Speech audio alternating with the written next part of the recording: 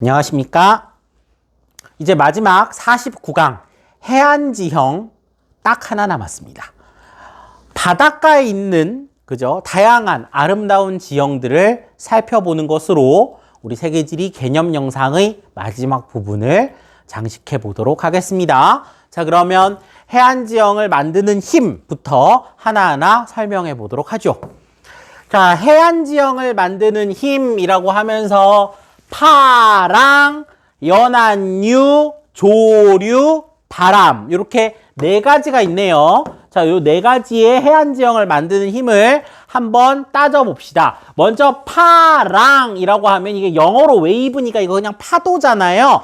파도가 쳐서 우리 해안에 미치는 물결, 요걸 이제 파랑이라고 합니다. 해안지형 형성의 가장 기본적인 힘, 파도가 철썩 치는 것.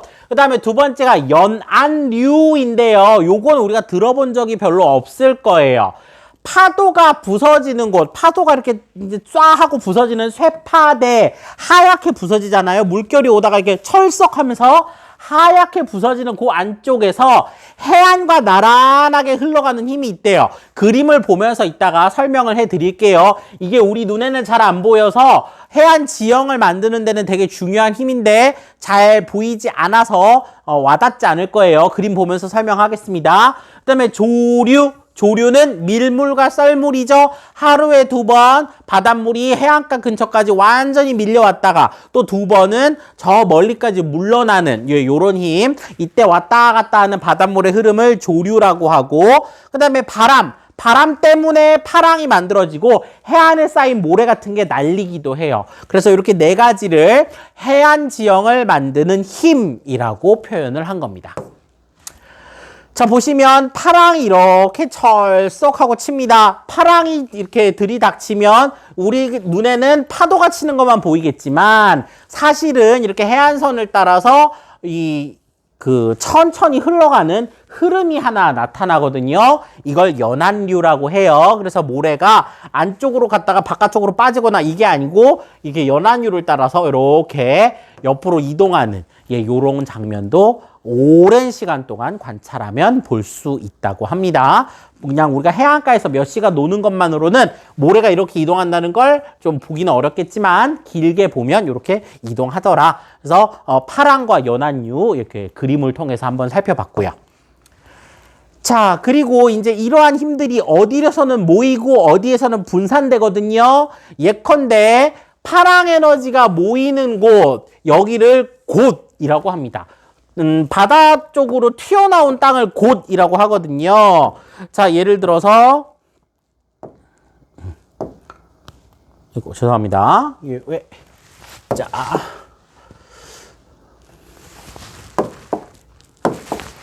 자, 다시 설명 들어가면 이렇게 땅 모양이 이렇게 앞으로 튀어나오고 이렇게 들어간 데가 있다고 합시다. 자, 요쪽을 육지고 요쪽을 바다라고 하면 바깥쪽으로 튀어나오는데 여기를 곳이라고 합니다. 육지가 이제 바다 쪽으로 돌출된 데죠. 그 다음에 바다가 안쪽으로 쑥 들어오는데 여기는 만이라고 합니다. 자, 곳은요 당연히 파도가 와서 막 때려요. 파도가 와서 때리니까 암석해안이 발달했다. 왜요? 모든 게 깎여 나가서 기반함이 다 드러난 거예요. 여기가 곳이고요. 만은 파도가 이렇게 들어오더라도 힘을 잃고 이렇게 안쪽에다가 물질들을 쌓아놔요. 안쪽에다가 물질들을 쌓아놓으면서 모래해안이 발달한다. 요 정도는 우리가 중학교 때부터 이미 배웠던 내용이고 곳과 만이라고 하는 용어 정도만 알아두시면 좋겠습니다. 자, 그래서 이것도 그림으로 보면 편하죠. 자, 파랑 에너지가 모이는 곳은 막 때려가지고 침식이 활발해서 이렇게 암석해안. 그다음에 만으로 안쪽으로 접어들면은 여기는 지금 모래가 쌓여 있는 걸 볼 수 있죠. 파랑이 힘을 잃었기 때문입니다. 그래서 요거는 뭐 쉽게 설명할 수 있고요. 자, 그 다음에 두 번째, 요게 조금 어려울 수 있어요. 자, 요거 한지나 지구과학 배웠던 친구들은 쉬울 텐데 세지만 했던 친구들은 조금 어려울 수 있거든요. 설명 들어봅시다. 해수면 변동에 따른 해안지형의 모습입니다. 아까 파랑, 연안류, 조류, 바람 이런 것들은 지금도 계속해서 해안지형을 형성하는 힘으로 작용하고 있고, 이 해수면 변동은요, 과거에 이 해안가에서 일어났었던 지각운동, 요것 때문에 만들어지는 지형의 어떤 그 종류다 보시면 되겠습니다. 자, 해수면이 왜 변동합니까? 조류운동이거나 빙하기와 후빙이가 찾아왔기 때문이래요. 자, 요거 무슨 말이냐면요. 조류운동이라는 게 융기 침강하는 거잖아요. 어떤 지역에 이렇게 바닷가가 형성돼 있었는데 알 수 없는 이유로 또는 뭐 여러 가지 이유로 땅이 융기 들려 올라갔다고 합시다. 그러면 바닷물이 내 옆에서 찰랑찰랑 하고 있다가 저 밑으로 쑥 꺼지잖아요. 그러면서 만들어지는 거. 그죠? 침강되면 어때요? 바닷물이 막 우리 마을로 밀려들겠죠? 그죠? 그런 것들. 융기 또는 침강으로 인해서 뭐 해안선이 변화하는 거. 그 다음에 빙하기와 후빙기. 우리가 요거 한국지리 배운 친구들은 아주 자세하게 알고 있어요. 빙하기가 찾아오면 물이 얼어붙어요. 물이 얼어붙으면서 해안선이 저 멀리로 물러납니다. 땅 면적이 넓어지고요. 하천 길이도 길어지고요. 그죠? 빙하기 때는 바닷물이 얼어 물의 양이 줄고, 후빙이 때는 바닷물이 녹아서 물의 양이 많아져요. 이번에는 빙하가 다 녹아버리면 쭉 침수가 되죠. 그러니까 이게 어떻게 따져볼 수 있냐면요. 자, 조류운동에서 융기됐다. 뭔가 땅이 솟아올랐다. 예를 들어 한국지리에서 경동성 요곡운동 뭐 이런 말 썼습니다. 자, 그랬을 때 그 융기되는 것과 비슷하게, 융기가 이렇다는 뜻은 아니에요. 융기되는 것과 비슷하게 빙하기의 해수면 하강과 비슷한 효과를 띱니다. 반대로 침강이 일어나면 요거는 후빙기의 해수면 상승과 비슷한 효과를 보이게 되죠. 그래서 얘를 한 묶음으로 갖다 놓은 거예요. 그러면 선생님, 시험 문제에서는 어느 쪽이 더 출제가 많이 되나요? 보통 조류운동으로 출제를 많이 하는 것이지만, 뭐 융기 요 정도는 많이 하지만, 일반적인 그런 해안선, 넓은 해안선을 볼 때는 빙하기와 후빙기도 많이 나옵니다. 그래서 어느 쪽이 더 많이 나온다라고 말하기는 조금 어려워요. 자, 어쨌든 요렇게 보시면 되겠습니다. 요거 뒤에서 설명 또 구체적으로 해드릴게요. 자, 뭔가 지표면이 올라왔거나 아니면 빙하기의 해수면이 내려갔어요. 이거 의미가 똑같죠. 땅이 올라왔든 바다가 내려갔든 어쨌든 땅과 바다 사이가 멀어진 거잖아요. 그랬을 때는 침식이 활발해진대요. 침식이 활발하고 단조로운 해안선, 융기해안이라고 합니다. 그 다음에 해안 단구 이런 게 만들어진다고 합니다. 해안 단구는 뒤에서 또 그림 보면서 설명하죠. 자, 반대로 이번에는 침강, 뭔가 내려앉거나, 그죠? 내려앉으면 바닷물이 막 들어오잖아요? 아니면은 그 빙하가 녹아서 후빙기 해수면이 올라오게 되면 당연히 바닷물이 쭉 올라오면서 깎는 힘보다는 쌓는 힘이 많아지고 복잡한 해안선이 형성된다. 산이나 뭐 이런 골짜기 같은 것들이 이제 다 구분되는 거예요. 산은 섬으로 남고 골짜기는 바닷물이 들어오고 뭐 이렇게 되는 거죠. 그래서 대표적으로 이때 만들어지는 게 리아스 해안입니다. 리아스 해안 별표 하나 쳐두시기 바랍니다. 자, 원래 빙하기 때는 하천이 강물이 흐르던 골짜기였어요. 산과 산 사이의 골짜기로 이렇게 V자 모양을 형성하면서 하천이 흘러갔어요. 이거 한국지리 배운 친구들은 V자곡의 형성 원리 다 배웠을 겁니다. 자, 하천이 이렇게 흘러가고 있고 옆으로는 다 산이었는데 이제 해수면이 상승해서 골짜기에 바닷물이 들어왔어요. 그랬더니 높은 봉우리들은 섬이나 반도가 되고요. 골짜기로는 물이 쑥 들어와서 많이 되는 거예요. 이해됩니까? 많이 뭐라 그랬죠? 바다가 땅 쪽으로 쑥 들어오면 많이라 그랬죠? 그래서 복잡한 들락날락 섬도 막 많이 요런 복잡한 해안이 만들어집니다. 이거 어디서 많이 들었는데요. 우리나라의 남서해안이 요런 형태를 띠고 있죠. 자, 그 다음에 우리 세계지리에서 잘 나오는 게 에스파냐의 북서해안입니다. 리아스 해안이 바로 주로 해수면 그 상승, 후빙기 해수면 상승으로 인해서 나타난 요 해안의 형태다. 예, 리아스 해안 알아두시면 되겠습니다. 우리나라인데요. 굉장히 복잡하죠. 통영입니다.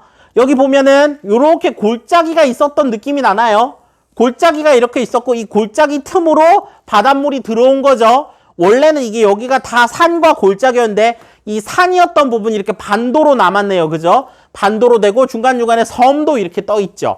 그래서 굉장히 많은, 굉장히 복잡한, 그죠? 해안선을 띄고 있게 된다. 반도와 만과 섬이 많은, 그죠? 그 다음에 에스파냐 북서부 해안도 비슷한 사례 지역입니다. 자, 에스파냐 여기 이베리아 반도의 북서부 여기 보면은, 그죠? 여기도 들쭉날쭉 복잡한 해안선 구조인 걸 확인할 수 있어요. 수능 특강에 보면 이렇게 나와 있습니다. 위치 보시면 예, 여기죠. 에스파냐 북서부 해안. 여기도 이렇게 복잡한 리아스 해안을 형성하고 있다.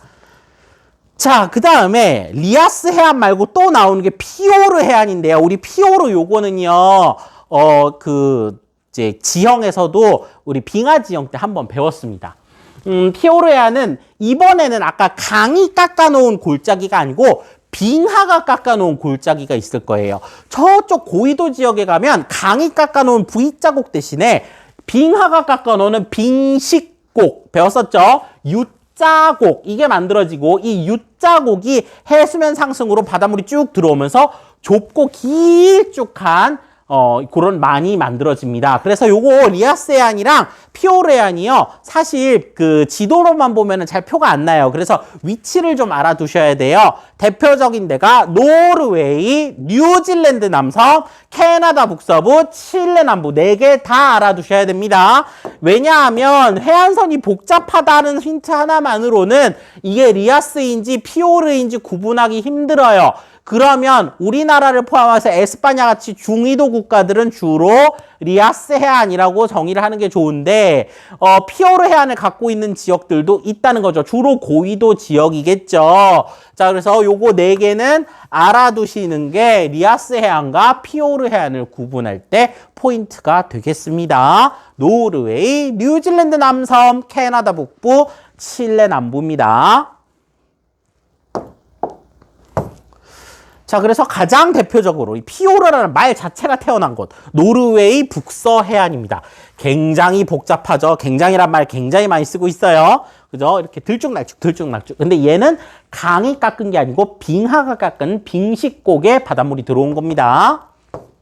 그래서 이렇게 생겼습니다. 속내 피오르네요.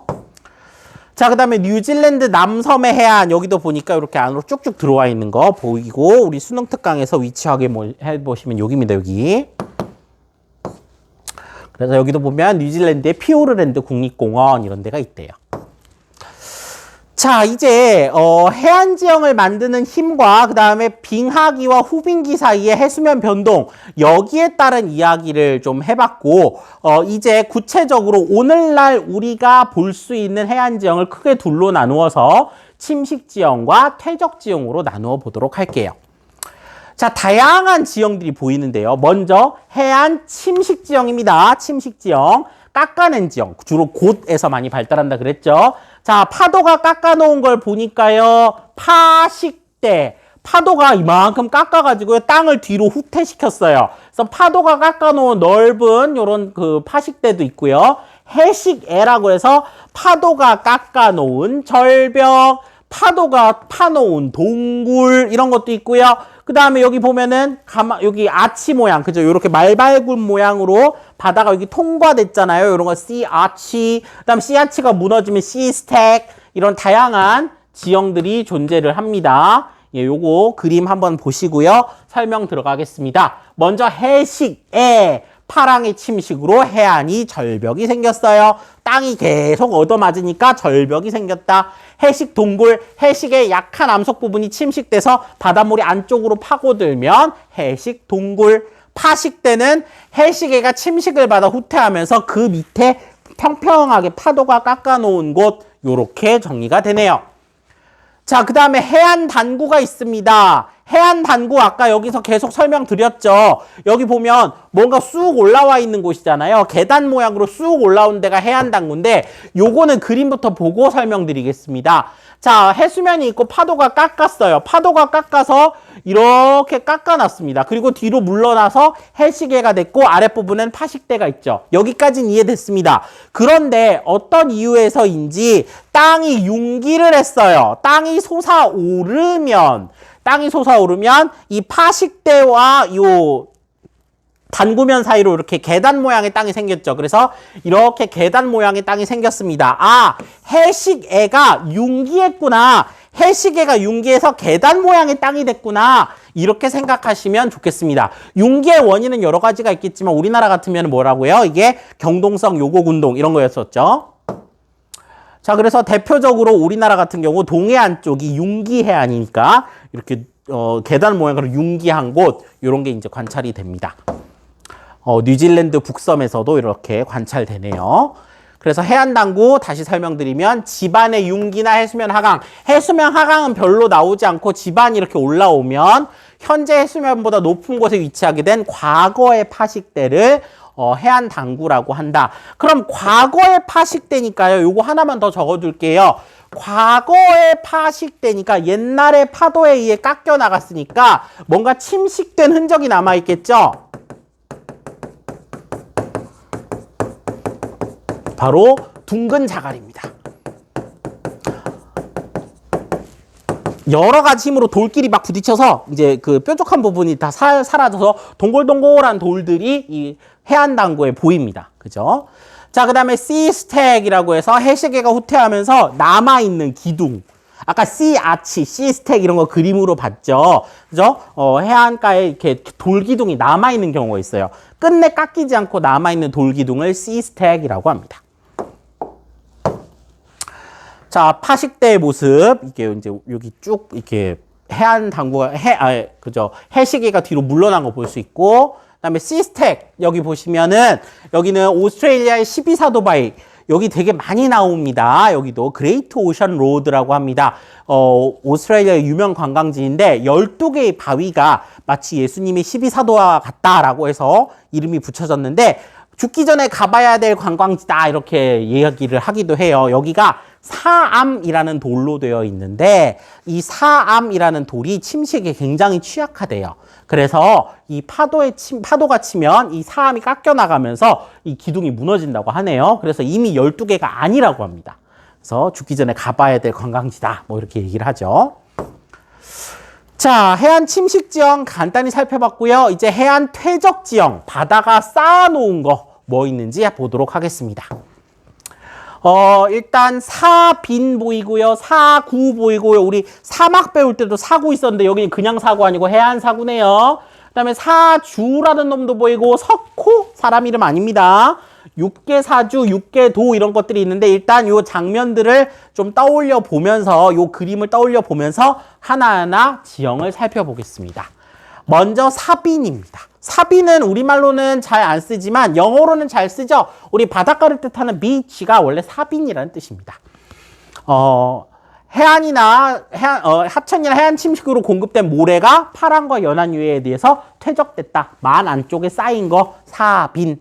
그런데 이 사빈이 가만히 있지 않고 옆으로 흐른다 그랬죠. 뭐 따라 흘러요? 연안유 따라 흘러요. 수심이 얕은 해안에서 파랑과 연안유에 대해 좁고 길게 기둥처럼 이렇게 쭉 뻗어 나옵니다. 앞에 그림 잠깐 보시면 사빈 옆으로 이렇게 뭔가 쭉 코를 내밀었죠. 이렇게 길쭉하게 앞으로 뿅 하고 나온 거 또는 이렇게 옆으로 또는 앞으로 이렇게 나오기도 해요. 이런 걸 사주라고 합니다. 샌드바네요. 자, 그 다음에 육계도 사주가 성장하면서 앞에 원래 섬이었는데 이렇게 모래로 연결된 섬을 육계도라고 합니다. 육지에 연결됐다라는 뜻이겠죠. 앞에 있는 그림 또 한번 보시고요. 자, 그래서 대표적인 사빈의 사례로 우리가 세계적인 관광 휴양지 프랑스 니스네요. 프랑스 니스 보면 우리 몇 가지 키워드가 떠오르면 좋을 것 같아요. 지중해성 기후. 그 다음에 여기 니스 인근의 기후가 좋아서 소피아 앙티폴리스와 같은 첨단 산업지구 이런 얘기들 기억나면 좋을 것 같습니다. 자, 그 다음에 육계사주와 육계도 이렇게 연결된 거 한번 봤고요. 자, 그 다음에 석호가 설명이 좀 긴데요. 한국지리 친구들은 쉬울 거예요. 자, 근데 한번 세계지리만 하는 친구들이 있으니까 또 가보도록 하겠습니다. 석호, 라군이라고 하는데, 자, 여기도 지금 해수면 변동이 한번 들어와요. 자, 빙하기 때 하천의 침식작용이 활발해서 골짜기가 만들어졌어요. 이거 앞에서 설명드렸어요. 후빙기가 접어들면서 골짜기에 물이 들어왔어요. 그래서 만이 됐어요. 요것도 설명을 드렸어요. 그런데 이 만으로 쑥 들어온 바닷물 앞으로 사주가 자라네요. 이게 조건이 맞으면요, 모래가 앞을 가로막아요. 쭉 바닷물이 안으로 들어왔는데 그게 모래가 막아버려서 호수가 만들어졌는데 이 호수는 오래가지는 못합니다. 왜냐하면 하천에서 계속 공급되는 토사가 있어요. 하천에서 공급된 물질들이 호수의 바닥에 점점 쌓이면서 호수가 점차 축소되는, 그래서 지금은 호수의 형태를 띠고 있습니다. 강과 바다가 만나는 사이에 사주가 가로막은 호수. 요게 석호고, 염도는 두 개가 섞여서 중간 정도다. 그죠? 요렇게 표현이 됩니다. 그래서 요것도 지금 보시면, 자, 바닷물이 이렇게 흘러와서 원래는 여기가 골짜기였을 텐데 후빙기 해수면의 상승으로 바닷물이 안쪽으로 쏙 들어와서 만이 만들어졌어요. 요 만의 입구를 연안류가 흘러서 사주가 막았네요. 이렇게 막아버리면 석호가 만들어졌어요. 그런데 이 석호는요, 이 뒤에서 강물에서 흘러 들어오는 물질에 의해서 언젠가는 다 막히게 될 것 같다. 요게 이제 석호라는 지형의 특징이다. 봐두시면 되겠습니다. 그래서 우리나라에도 많지만, 우리나라 동해안에도 많지만 세계적으로도 보면 이탈리아에 있는 세계적인 규모의 베네치아 석호, 여기 보면은 앞쪽으로, 이제 만 앞쪽으로 이렇게 길게 사주가 막고 있는 걸 볼 수 있어요. 그죠? 미국 텍사스에 보면 여기도 지금 안쪽에 호수가 있고 이 바다 쪽에 보면은 이렇게 사주가 앞을 막고 있는 걸 볼 수 있죠. 이런 걸 볼 수 있습니다. 여기 보면은 상당히 거대한 규모의 이런 그 호수가 있는 걸 볼 수 있어요. 휴스턴 나왔네요. 휴스턴 우리 뭐였죠? 그죠? 미국 남부 지역에서 뭐가 있었죠? 선벨트 지역에. 이런 것도 같이 기억하면 좋겠네요. 자, 그 다음에 갯벌, 간석지라고 부르는 퇴적지형인데요. 이거는 파랑과 연안류 때문에 만들어지는 게 아니라 밀물 때는 잠기고 썰물 때는 드러나는, 밀물 때 잠겼다가 썰물 때 드러나는, 그죠? 찐덕찐덕한 머드, 진흙이 위치한 곳, 여기가 바로 갯벌입니다. 우리나라는 세계적인 갯벌을 갖고 있기 때문에 여러분들이 갯벌의 어떤 모습에 대해서는 익숙할 거예요. 다만 그 이유가 뭐라고요? 밀물 때 밀려 들어왔다가 썰물 때 빠져나가면서 얇게, 그죠? 계속 펴 바른다 생각하시면 됩니다. 하천에 의한 토사 공급량이 많고 조수간만의 차가 크다. 조수간만의 차, 이거 우리 뭐였죠? 밀물과 썰물의 차이죠. 그래서 밀물 때 물이 많이 밀려 들어오고, 그 다음에 썰물 때는 많이 빠져나가야 돼요. 밀물과 썰물의 높이 차이, 뭐 수심의 차이, 그죠? 그냥 차이라고 둡시다. 그래서 모래보다 작은, 아주 작은 알갱이들이 쌓여서 진흙처럼 만들어진다. 근데 여기가 알고 보니까 수많은 생물들의 서식지이면서 오염물질을 막아주는 곳이더라. 이런 설명도 했었습니다. 그래서 세계의 주요 해안들 보면 많이 나오는 데가 유럽에 이제 독일과 그 다음에 덴마크 있는 쪽에 있는 북해연안, 대한민국 서해안은 뭐 말할 것도 없고요. 그 다음에 이제 요런데 이제 아메리카 대륙에도 좀 많이 있다고 합니다. 그래서 뭐 독일에 있는 갯벌이나 우리나라에 있는 갯벌이나 뭐, 그죠? 자, 그 다음에 마지막으로 봐야 될 거, 우리나라에서 보기 힘든 산호초, 코럴 리프 해안입니다. 자, 수심이 옅은 열대나 아열대 해안에서는요, 산호라는 생물이 자라요. 이 산호충이요, 아주 단단한 석회질의 골격을 만들거든요. 그래서 이게, 마치 식물처럼 돼 있는데 사실은 동물입니다. 아주 형형색색의 아름다운, 그죠? 뼈대가 바깥으로 나가 있는 생물입니다. 우리는 뼈가 안에 있잖아요. 근데 이 산호는 뼈가 바깥에 있다고 생각하시면 돼요. 석회질 골격이 있는데, 이 산호충의 죽은 사체에, 그러니까 이게 죽고 나면은 뼈가 바스러지잖아요. 이 부스러진 뼈 때문에 만들어진 해안입니다. 그러면 석회질 골격이니까 어때요? 우리가 석회암이 아까 흰색이라 그랬죠? 뭔가 하얀색 이런 모래, 석회암이 부서졌다고 해야 될까요? 어쨌든 뼈가 부서진 거니까 그런 해안입니다. 남북이 30도 열대, 아열대 수심이 얕은 도서 및 연안 지방이다. 그래서 주로 이 산호가 자라려면 좀 수온이 높아야 되니까 이런 데가 이제 발달할 수밖에 없고, 제일 대표적인 데가 오스트레일리아 북부의 그레이트 베리어 리프. 영어로는 이렇게 쓰고요. 우리말로 대보초지대라고 합니다. 예, 요런 데가 대표적입니다. 그래서 이렇게 하얗게 부서지는 요런 모래를 갖고 있는 해안, 요게 이제 산호초 해안입니다.